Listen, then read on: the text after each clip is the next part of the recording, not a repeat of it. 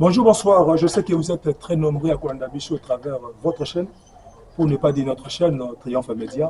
Et puis désormais, beaucoup Kolanda Bichou par rapport à numéro aucun Triomphe Média, beaucoup à la paix, on a 4 profondeur 4 TV. Je sais que vous allez, Mosika Penda, Kolanda Kabiso en Australie, aux États-Unis, en France, en Brésil, beaucoup de Kabiso Mingi. Dans le cadre de votre émission Tchamatoy, une émission où vous avez toujours par rapport à la parole de Dieu. Pourquoi tu le Tchamatoy? Tu comprends que la mokili lelo ba comment koluka koyoka. Mais biso tant que bana nzambe la Bible nous dit la foi vient de ce qu'on attend. Cela veut dire onde to koyoka yango ni memaka kondima na biso parce que ko bosa te na Bible ya Marie azwa kazemi kwa boto mobikisi à travers matoyi parce qu'il a écouté. Voilà pourquoi to kosenga na émission oyo vraiment ocha biso pena matoyi mais sans plus tarder na koyamba moko ya basali ya nzambe ya nkolo wazali parmi les puissants na kati ya commune ya Masina. Je vais beaucoup découvrir parce que vous êtes impatient pour l'année. Mais avant là, il y a un d'abord, vous avez d'abord la moto derrière la caméra, la combo ya prophète Marc Kolo, Azali responsable du centre évangélique et prophétique le choix de Dieu, kaka toujours dans Masina. Na ko ya maman ko basali nzambe, na eto ko beta par rapport à sujet moko ezali très capital pour na yo pour na ko édifier, pour na ko pesa yo un peu moi coup de pouce par rapport à foi na yo, ezali la profondeur 4. N'habitez pas tout le monde parce que ngane motune kozala ngabi yalo ekozala yaye. Et si kozali avant na yamba na pesa mbote na sengi na vraiment au s'abonner masti au s'abonner vraiment na 4 ta chaîne. Au ceux qui au s'abonner qui la sengi na au partager parce que moninga pe akozala posa azala édifier et kozala malamu mingi pour na gloire ya kolo. Et sans plus tarder je m'en vais directement pour na yamba. Noko basala nzambe na kombo ya apôtre Cephas Matsudi yazali responsable ya église mission évangélique autobengi évangélique pour Christ autobengi mec.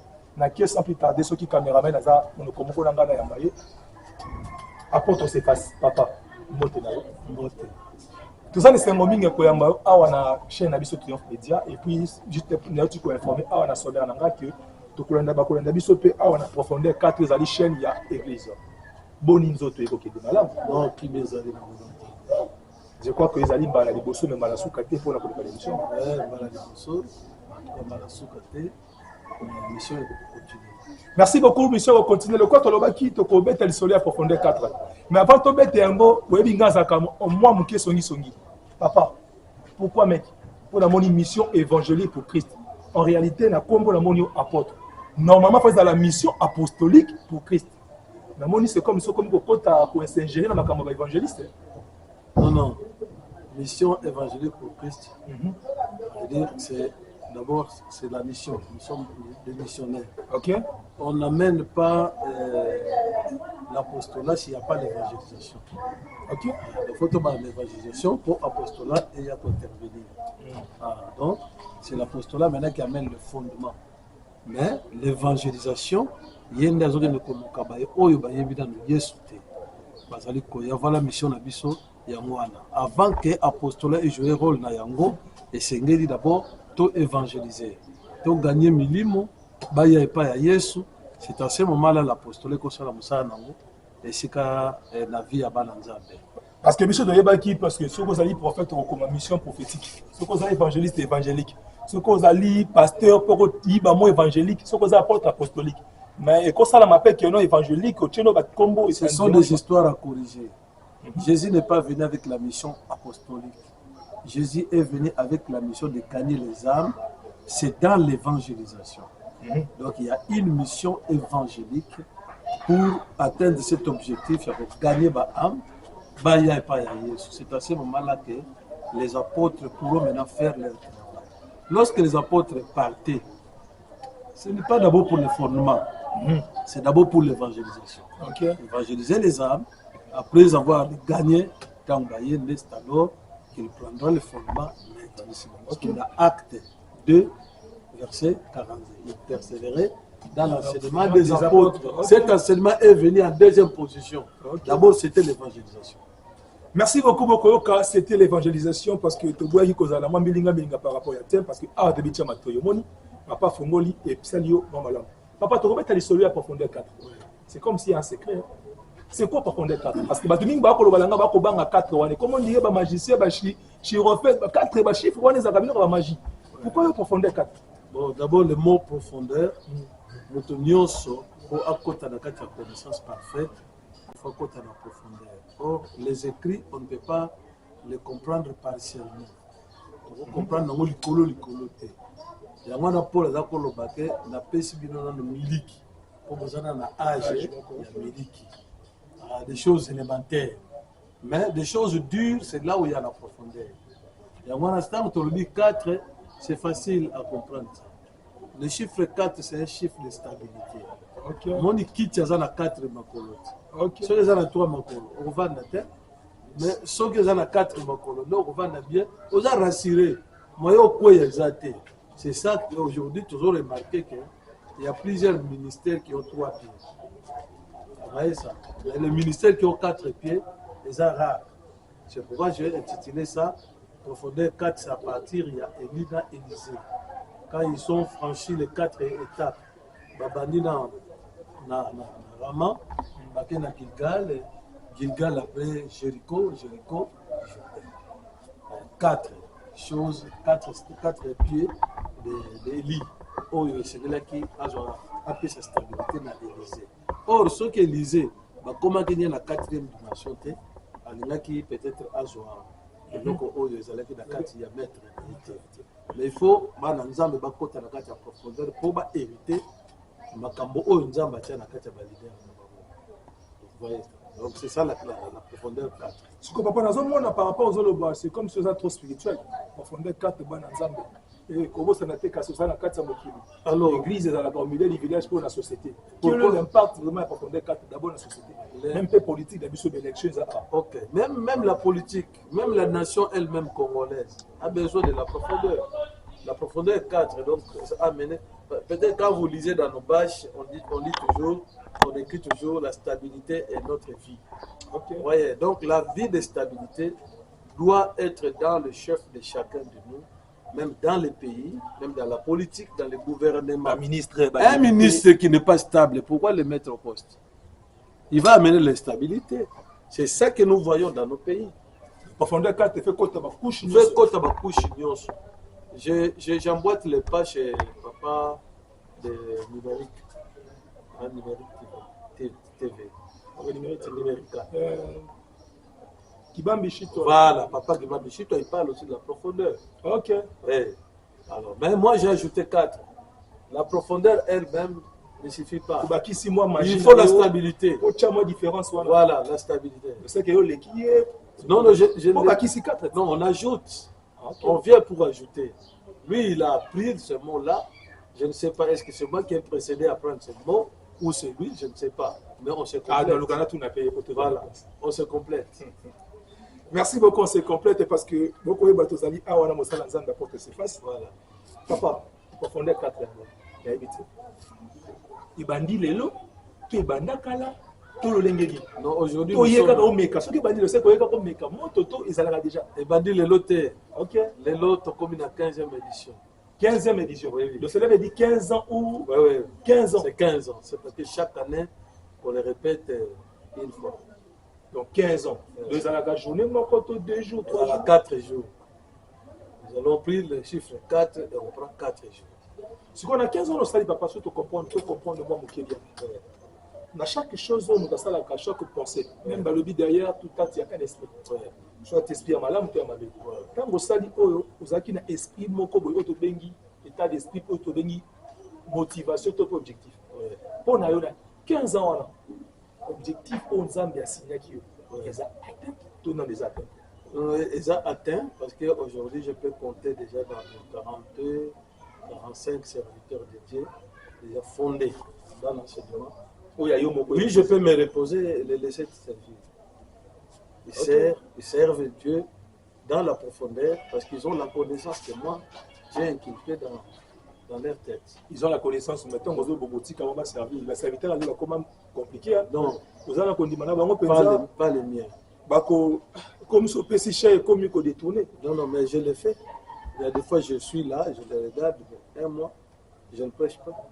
Mais à Gondoubaté, il y a comme peu côté, il y a ça. Parce que comme il va pas sur quelqu'un qui entre dans la profondeur, c'est quelqu'un qui a une bonne conscience. La profondeur, c'est un peu ça. Parce que quand tu plonges dans des eaux profondes et que tu ne sais pas nager, tu ne sortiras pas. tu vas te disparaître, tu vas te perdre. Mais quand tu entres dans les eaux profondeurs et que tu connais nager, tu sais nager, tu pourras bien nager et sortir de ces eaux profondes. C'est ce que je fais pour mes enfants. Je peux les laisser plonger parce que je sais qu'il ne va pas se perdre parce qu'il est bien fondé. Donc on dit no risque. Donc on a dit beaucoup assez. Qui ne risque rien. On n'y risque au investir. Qui ne risque rien. Mon fier wana et bon maillot. So on y a un mingi. Il faut un mot benana vanda. Pema lukanzang. On de la colo. À 2 millions de matière, il y a quelque chose à partager avec vous. Mais si on bali cher wana, cher et gothique là, yole. Mais en réalité, par rapport à bonne foi, secret na yozali malgré ba cause na vie. Mais bonté na yo bon, na l'obité que aza parfait, aza pe na ba défaut, aza mutu. Mais au moins bonté na yo, ils ont tikala moins stable. Kaka profondeur secret yango na to lolengeni. To ezali maman aza pendeni to maman Rose. Non. On appelle si Pembo elle peut jouer aussi les rôles, mais mon secret, quand tu veux aimer quelqu'un, tu oublies ses défauts. Tu reconnais ça, mais en les oubliant, et reconnaître ses points forts. Là, tu n'auras pas assez de problèmes. Mais sois apte ou souple de corriger les défauts. Par amour, avec beaucoup de défauts. Papa, il y a un risque, niveau de risque. Parce que tant que bongo, serviteur, on peut comprendre que oui. Mais c'est un risque, papa. Quand tu as la puissance de Dieu, tu ne vas pas avoir peur d'un millier. Et tu sais bien courtoiser avec eux, tu sais bien causer avec eux, partager avec eux. Tu as quelques conseils à leur donner, tu vas leur donner. Mais tu as quelque chose aussi à leur donner, tu leur donnes. Ce n'est pas un problème. C'est pourquoi ils m'aiment. Ils me suivent. Ce n'est pas que j'ai grand chose à leur donner, mais la façon dont je suis devant eux, mes réactions, ma façon de leur répondre, ma façon d'agir, c'est ça qui fait que Balinanga. Ok, oui, profondeur 4, déjà quarantaine de pasteurs ou déjà au fond. Oui, quarantaine de pasteurs et plus. Ils ne sont pas objectifs, et les objectifs. Oui, ils sont au niveau des Djibouti, nous sommes en Angola, nous sommes dans les plateaux de Bateke, n'en parlons même pas, nous sommes là. Donc ils sont un peu partout. Il y a des enfants aussi qui sont ici aujourd'hui, sans église, mais qui ont préféré aller évoluer ailleurs. Ils sont là. Ils sont aussi dans d'autres communautés, ils sont aussi dans d'autres églises. Alors, donc voilà, c'est comme ça que nous évoluons. Après, on a objectif, nous ne sommes pas 40 pasteurs, on a des investigations. Oui, objectif dans là. Est-ce que la vie pénale va toujours changer? Mais comment? Il y a des témoignages. Tu viendras à la profondeur 4, tu prendras peut-être quelques séquences de témoignages.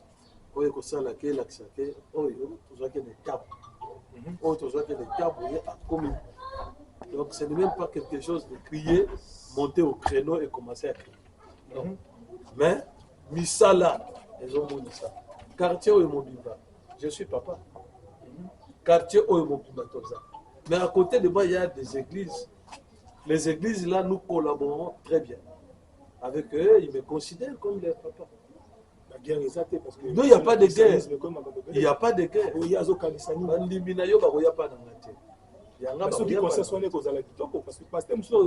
des mais c'est ce que nous avons développé dans notre quartier. Okay. Ouais. Il y a des mamans Sephora, le prophétesse Sephora, Déborah, pardon. Et il y a le pasteur Élisée, il y a le pasteur Guillaume et Philippe Matala. Okay. Ils sont là. Le pasteur Katumba, ils sont là avec nous. Merci beaucoup. Toza Koko va toujours dans le cadre de l'émission Nabiso Toloba Kichamatoyi. Et voir le vie Nabiso, la foi vient de ce qu'on attend. Évitez Yoko Yokanine. Batebele ba bungi na vie parce que ba yoka mabe. Je répète encore Maria Zoki Zemi. Kana oyoka. Pe Zema Zoki abote mutu pa pa mbate. Zemi wana ikoza makamebele. J'aimerais justement au chapena matoyi ozwa o eza ya motuya. Mais avant la côte associée na une spéciale moto moko mbote waza péché. L'évangéliste Mathieu Mongo.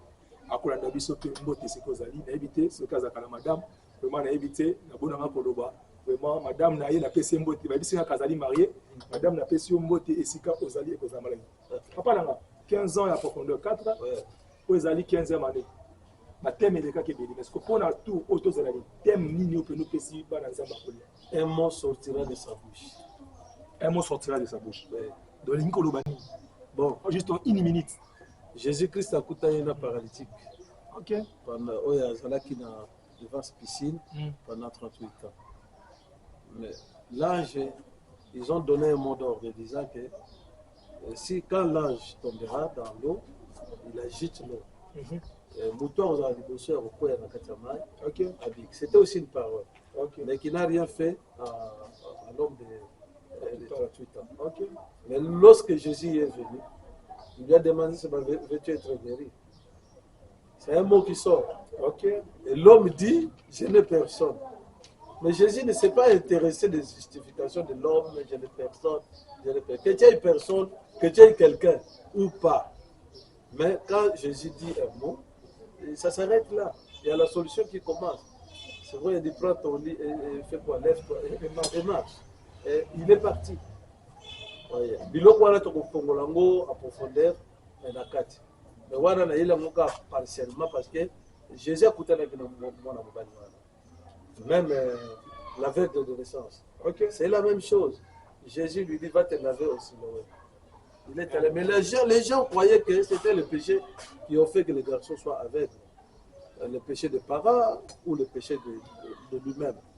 Mais Jésus a s'intéressé à la biloko wana. Il a dit que ce qu'on a dans le Seigneur. Donc le mot qui sortira de Jésus amènera quelque chose de bon. Merci beaucoup. Le mot qui sortira de Jésus amènera quelque chose de bon. Donc, vraiment, moi, je dis souvent, maman, je ne sais pas comment maman, omibuaka il y a malonga za nyimbo kana maboka Yesu tango bwaki na maboka Yesu munike Yesu akoyamba yo akozwa charge ba passe na yo charge ba porta na d'abord il faut yo ndimaye batuni ba koma ba yeka lelo makambo changer yo ndimino Yesu bien te hein atako na ndako ngo mutamesala ka maman te so ki poto lelo est-ce que pour se changer par maman d'abord ovandi kolia biloko ya poto ne pour se changer il ne met dans le Seigneur vraiment chaka matoi Chaka Matoi, papa, c'est qu'on a un biseau parce qu'on a commis pressé. Là, mon thème est commis à Eko Kaka, donc, date de c'est le 30 août. Le 30 août, donc quelques jours, ils ont jusqu'au 3, nous sommes là. Donc 4 jours. 4 jours. Jusqu'au 3, de 16h à 19h. Vraiment, on a vraiment, on a ici des connaissances, vous faites de partout. Ce que vous allez faire, vous avez la carte qui n'a pas la Kabiso, vous avez la vacance à Kinshasa. Okoya, adresse c'est ça, papa. Adresse, nous sommes à Massina Petro Congo, avenue Kiyimbi numéro 9, quartier Fumutsuka. Kiyimbi numéro 9, quartier Fumutsuka. Je crois qu'affiche y a un beaucoup de monde. Ce qui va y avoir moto. Ma biso d'église mec. Na Petro Congo na CEP. Oui. OK. Na Petro Congo, hein, na Petro Congo, yango Petro Congo, mais ma biso na église mec. Ba retourna yo oyo ya tulu to ya munene. OK. Oya munene ne yango. Donc la mec est tulu pesa central yango. OK. C'est bon, ça se comprend. Voilà. Vraiment merci beaucoup. Je crois que tu commis koshite, tu commis na suka. Wazaki derrière la caméra na kombo ya prophète Marco Kolo, Aza papa moko ya molimo ya kitoko parce que nadi kazana ba lebele na simanaye. Azali benda jeune elenge, elenge sala kanga malamu surtout tozo na bilenge ba côté mape. Une génération nouvelle et ba na koya. Obaye muchalo yengete, obaye de quoi la papa lobi ko fandi sande makambo. Vraiment tika nkolo apambola esika ozali. To comme na suka émission na biso. Et là na kosenga na bino bandeko ya motu ezaka Yesu. Papa le dit, un mot sortira de sa bouche. Un mot sortira de sa bouche. Vous comprenez que ça, mon papa, te mouté loba. Il y a un instrument. Mais il y a un loba. Bien aimé, Yaka. Yaka osa décider. Papa, un mot de la fin. Ni no koloba par rapport à l'Ikabunos Totoso. Na bengi peuple Nzambe, na yo mutu. Oyebina Nzambe te, mais na oyebiso que l'essentiel dit que Dieu n'existe pas. Mais le monde dans le monde est censé pour oyebake. Pema oza na we uti quelque part la famille na ote mais uti pas nzambe yaka to sangana ensemble comme ça to yeba ndenge ni to kokabula maloba nzambe po ozwa part na yo na kati vraiment oza mwana nzambe oza mutu ya nzambe nzambe azana besoin na yo oya azana besoin ko mona mutu akufa na masumu te azana besoin mona mutu ya kobunga te madingi amona moto nyonso a se retrouver na bomoto ya bonzambe nzambe akosalela yo bolamu nyonso. Je ne peux pas te dire que viens vivre les miracles. Viens vivre d'abord la parole de Dieu et les miracles suivront. Et tu verras la gloire de Dieu dans nzambe oyo sala kati na biso. Alors pas moli moto nyonso oyo alandi biso pe oyo andimi koyela biso na kati ya communauté mec aya ko participer parce que ça la bato bauta ki kuit bato ya délégation et bauta ki kuit délégation, donc c'est une grande action que mec organise une fois par an. Alors bato bauta ngola bato bazouta na ba extension na biso nyonso, donc tous les 4 jours nous sommes là en train d'écouter les mots qui sortent de Jésus à travers leur papa. Merci beaucoup papa, mais tu as arrivé comme quoi une minute. Tu l'as mis sur Chamatoy, tu vas avoir la seigneur a la caméra madame. Caméraman, je voulais un gros plan. La ligne gérée d'abord na comme on a eu sur ça, mon salon ensemble, il faut le la vérité na mituna on a tout. Oui, la gérer. Au gérer la vérité. Papa, aux amonto, bien que bolingo na yo.